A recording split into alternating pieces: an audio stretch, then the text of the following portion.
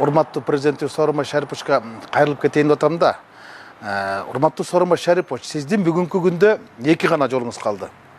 Биринчи жол бул элиңизде сактап калган эр жүрөк президент катары тарыхта каласыз. Экинчиси бийлигин сактап калган суу жүрөк президент катары тарыхта каласыз. Дегеним, сиз азыр пандемияны тындырышыңыз керек дагы, парламенттик шайлоону жылдырышыңыз керек. Бул биринчи жолуңуз. Жок, болбосо бийлигиңизди сактап каласыз, анда шайлоону кылыңыз, анда элиңизди кыргыз. Башка жол жок. Башка жол жок. Сооронбай Шарипович, сиз мени жакшы билесиз.